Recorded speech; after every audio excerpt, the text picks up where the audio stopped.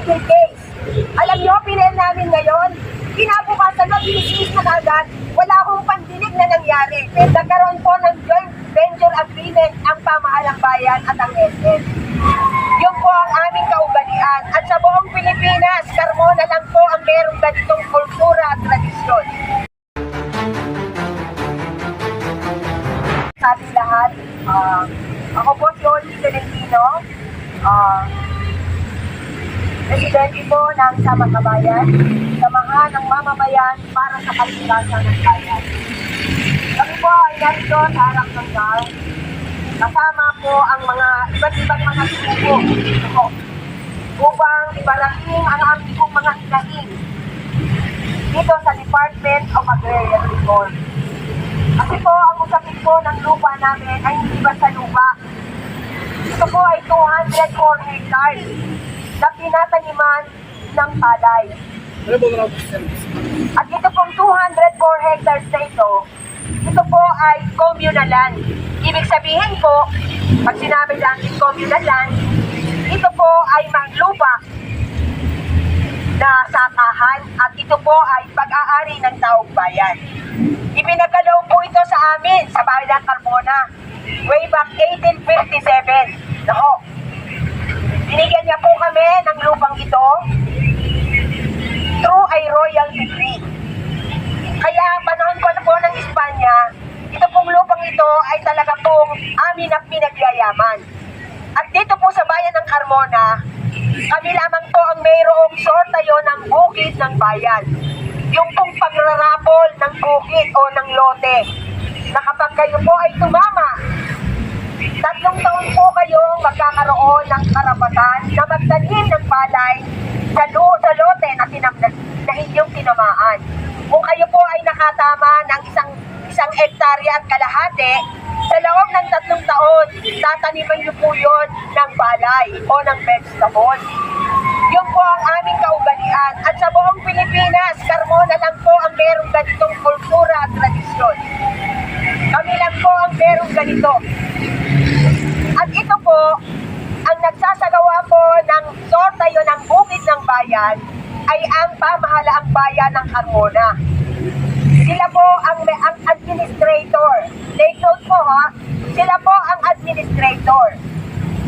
Sa kodiko ng sortayo ng bukid ng bayan, maliwanag po doon, sila ay administrator, hindi po sila ang may-ari.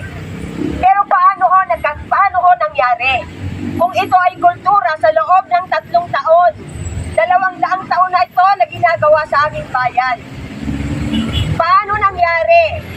Itoong March 2020, bago magpandemya, March 13, tandang-tanda ko yun.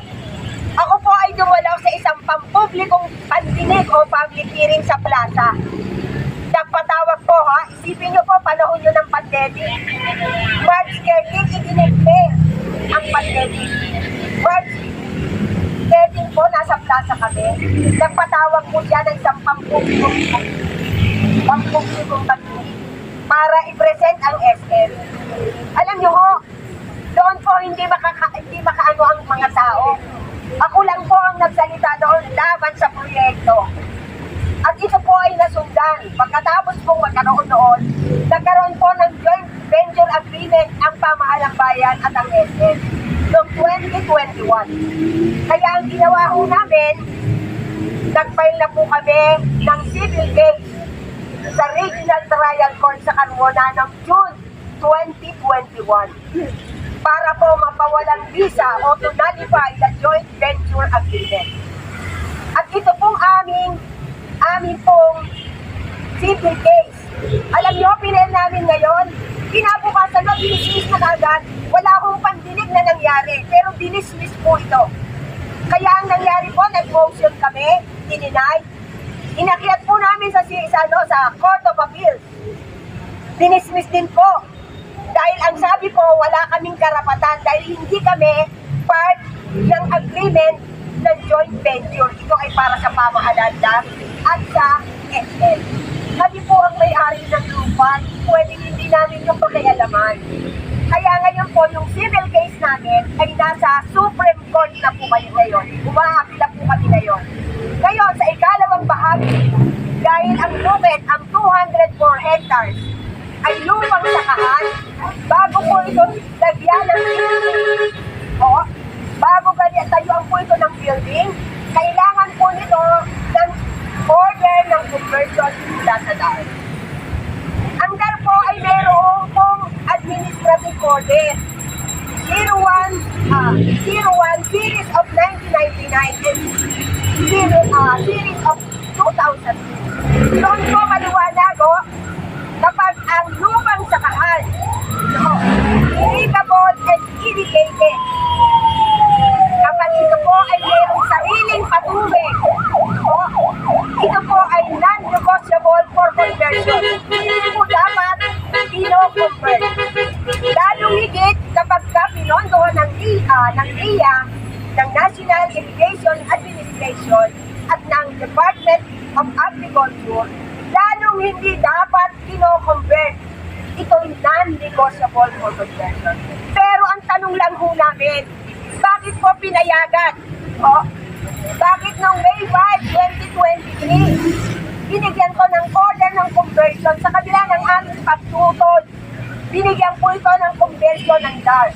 At kasama po sa aming ibinigay na dokumento sa DAR ay ang certification ng NIA na ang aming bukid, ang 204 hectares, ay may sariling irigasyon o patubig. Paano po nangyari? At ang masakla po nito, kami po ay nag-file ng motion for reconsideration ng June 5, July 26, at October 3. Pero alam niyo ba, hanggang ngayon hindi kami sinasagot ng DAR. Tatlong sunod-sunod na motion for reconsideration. Hanggang nito pong November, inalaw na po ng pamahalaang bayan at ng SM ang aming pong bukid. Sa proseso po ng DAR, kapag po ang lupang pinag-uusapan ay wala pa pong finality, dapat po hindi ginagalaw. Yan po ay status quo. Hindi po dapat ginagalaw ang bukid. Pero paano nangyari na nagkaroon ng karapatan ang SM o ang development at ang pamahalaang bayan na ito po ay develop samantalang may usapin pa to? Apat po ang aming hinihiling sa DAR, yung huli naming motion for reconsideration noong October 3. Apat po yun. Una, sagutin yung aming pending motion for reconsideration. Pangalawa, mag-issue ng cease and desist order para mag-stop ang development. At ang pangatlo, ito po ay i-blacklisted bilang aplikante ang pamahalaang bayan ng Carmona, si Narcisa C. Diaz at ang SM, at i-forfeit ang kanilang cash funds. At ang pang-apat, mas mabigat po, hinihiling na po namin sa Provincial Task Force on Illegal Conversion sa 13, nasampahan na po ng criminal action si Mayor Dalia Loyola, si Narcisa C. Diaz, at ang SMDC at SM Prime Holdings. Yun po yung magdad. Pero hanggang ngayon po, lahat ng aming kahilingan, hindi po ito dito. Habang mga kasamahan po ng ating tagapagsalita ay pumasok na po sila sa loob ng Department of Agrarian Reform at naantay po ang resulta kung ano po ang pinag-uusapan sa loob. Ito na po, pakinggan po natin ang paglabas po nila, ma'am. Sa ngayon po, dahil nga po kami ay nagkaroon ng picket rally ngayon sa DAR, ngayong February 27, ay binigyan po kami ng pagkakataon ng DAR na makipag-dialogue sa loob. At base po doon sa aming mga napagkasukuan, ito po yung mga sumusunod. Una po ay tinanong sa amin kung paano kami nagsimula, kung kailan kami sumulat. Ito po yung sinimula namin yung aming pagsulat 2 years ago, ang aming pagsulat sa DAR. Pero that time po, wala pa pong application for conversion ang munisipyo o pamahalaang bayan ng Carmona. Kaya ho, napending po yung mga sulat namin dahil premature pa raw po yun. Kaya ho, noong kami makatanggap ho ng certification mula sa NIA National Irrigation Administration nitong January, doon na po nagsimula ang panibago naming pagsulat sa DAR.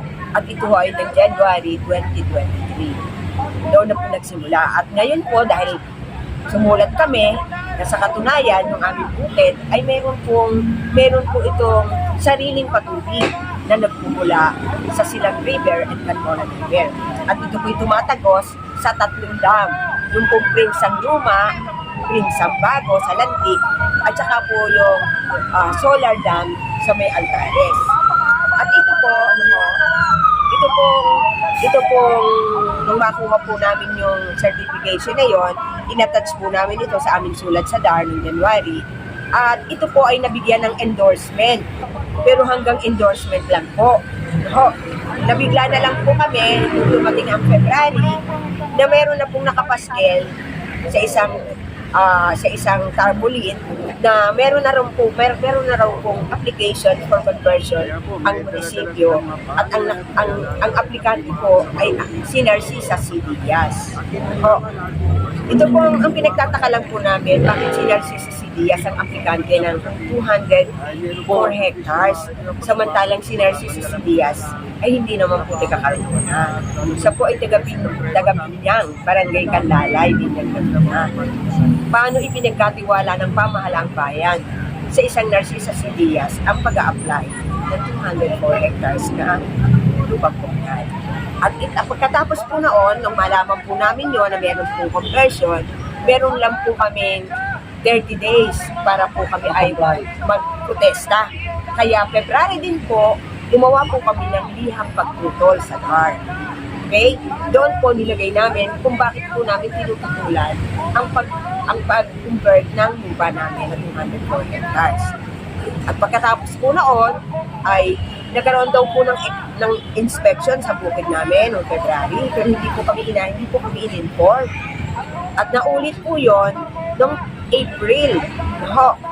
At doon po, ang sabi sa amin ng taga-DAR, gumawa raw po kami ng karagdagang ebidensya at argumento para po mapatunayan namin na yung lupang komunal ay hindi dapat i-convert. Kaya ang ginawa po namin, nitong May 2, gumawa po kami ng karagdagang argumento at